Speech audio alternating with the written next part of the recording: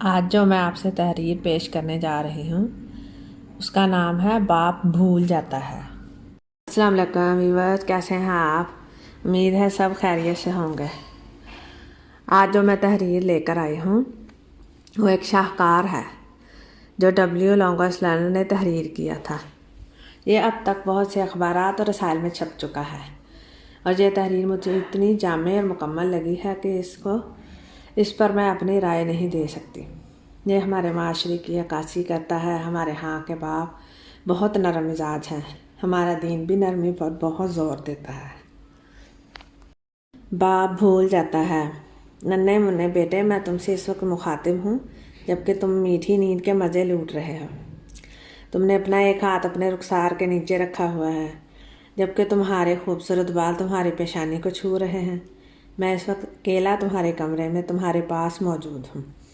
چند منٹ پیشتر میں اپنی لائبریری میں بیٹھا اپنے کچھ کاغذات کا مطالعہ کر رہا تھا تو اچانک مجھے ندامت اور پشیمانی کے احساس نے جگہ لیا اور میں احساس ندامت اور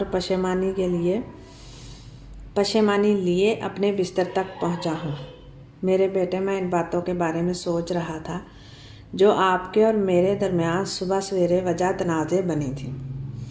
تم نے صبح غسل لینے کی بجائے محض گیلے تولیے سے اپنا چہرہ صاف کر لیا تھا جبکہ تم اسکول جانے کی تیاری میں مصروف تھے۔ میں نے تمہاری اس حرکت پر تمہیں ڈانٹ پلائی تھی۔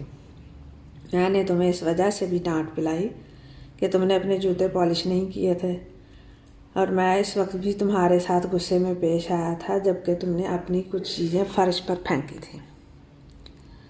ناشتے کے موقع پر بھی میں تمہاری سرزنش کرتا رہا۔ تم چیزوں کو ادھر ادھر پلٹ رہے تھے۔ تم نے ناشتے کا سامان میز پر گرا دیا تھا۔ تم نے اپنی کوہنیاں میز پر اٹکا دی تھیں۔ تم نے اپنی ڈبل روٹی پر مکھن کی ایک موٹی تہہ جما لی تھی۔ اسکول جاتے وقت تم نے مجھے کہا تھا خدا حافظ ڈیڈی، لیکن میں نے جواب میں تمہیں خدا حافظ کہنے کی بجائے غصے سے کہا تھا اپنے کندھے سیدھے رکھ کر چلو۔ تب دوپہر کو میں تمہاری سرزنش کرنے پر مجبور ہو گیا تھا۔ جوں ہی میں تمہاری جاسوسی کرتے ہوئے سڑک پر پہنچا تو میں نے کیا دیکھا، تم اپنے گھٹنے زمین پر ٹیکے گولیاں کھیلنے میں مصروف تھے۔ تمہاری جرابوں میں سوراخ پڑے دکھائی دے رہے تھے۔ میں نے تمہارے دوستوں کے سامنے تمہاری بے عزتی کی اور اپنے آگے لگاتے ہوئے گھر کی راہ لی۔ تمہاری جرابیں کافی مہنگی تھیں۔ اگر تم نے ان جرابوں کو اپنی جیب سے خریدا ہوتا تب تمہیں ان کی قدر ہوتی اور تم ان کے استعمال میں خاطر خواہ احتیاط برتتے۔ بیٹے، تم اس انداز سے سوچو کہ اگر تم میری جگہ ہوتے تب تم کیا کرتے۔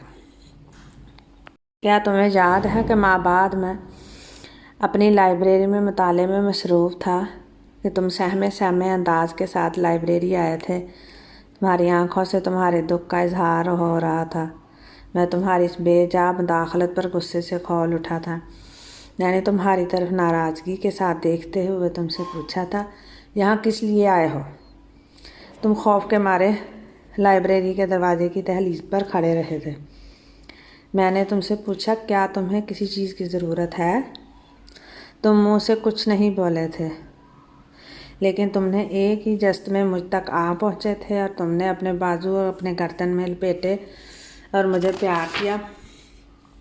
جب اس محبت کے ساتھ میرے ساتھ چمٹ گئے تھے جو محبت خدا نے میرے لیے تمہارے دل میں ڈالی تھی، وہ محبت جس کو نظر انداز کرنا ناممکن ہے، وہ محبت جو کبھی ختم نہیں ہو سکتی، اس کے بعد تم بڑی تیزی کے ساتھ اسی راستے سے واپس پلٹ گئے تھے۔ میرے پیارے بیٹے، تمہارے واپس جانے کے بعد میں مطالعے سے اکتا گیا۔ وہ کاغذات جن کا میں مطالعہ کر رہا تھا وہ میرے سے چھوٹ کر نیچے گر گئے اور میں ایک انجانے خوف میں مبتلا ہو گیا اور یہ سوچنے لگا کہ میں نے یہ کس عادت کو گلے لگا لیا ہے، ایک ایسی عادت جو سوائے نقائص ڈھونڈنے اور کچھ سر انجام نہیں دیتی، ایک ایسی عادت جو مجھے اپنے بیٹے کی ڈانٹ ڈپٹ پر اکساتی ہے۔ وجہ یہ نہیں کہ میں تم سے پیار نہیں کرتا، بلکہ وجہ یہ ہے کہ میں نے تم سے بہت زیادہ امیدیں وابستہ کر رکھی ہیں۔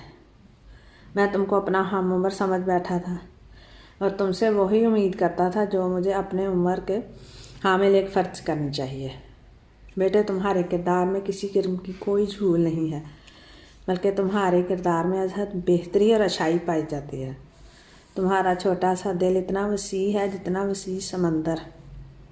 تمہارے دل کی وسعت کا اندازہ مجھے اس وقت جب تم میری ناراضگی کے باوجود مجھ سے لپٹ گئے، مجھے پیار کیا اور بھاگ کھڑے ہوئے۔ میرے بیٹے، میں رات کے اندھیرے میں تمہارے سرانے کھڑا ہوں اور شرمندگی محسوس کر رہا ہوں۔ میں تمہاری خوشی میں ہی خوش ہوں گا اور تمہارے دکھ کو ہی اپنا دکھ سمجھوں گا، تمہاری ہنسی میں ہی تمہارے ساتھ شریک رہوں گا۔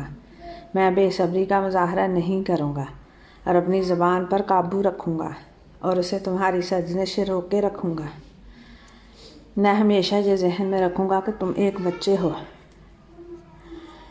تو ویورز، ہمیں لوگوں کی مذمت کرنے کی بجائے یہ کوشش کرنی چاہیے کہ ہم لوگوں کو سمجھیں۔ ہمیں یہ سمجھنے کی کوشش کرنی چاہیے کہ انہوں نے جو کچھ کیا ہے وہ سب کچھ کیوں کیا ہے۔ یہ ساری باتیں احساس کی ہیں۔ اگر تو احساس ہے تو یہ ساری باتیں سمجھ میں آئیں گی، اگر احساس نہیں ہے تو پھر کچھ بھی حاصل حصول نہیں ہے۔ اس لیے ہمیں چھوٹوں سے بڑوں سے سب سے عزت سے، احترام سے اور پیار سے پیش آنا چاہیے۔ آپ کا بہت بہت شکریہ ویڈیو دیکھنے کا، لائک کرنے کا، سبسکرائب بھی کیجیے گا۔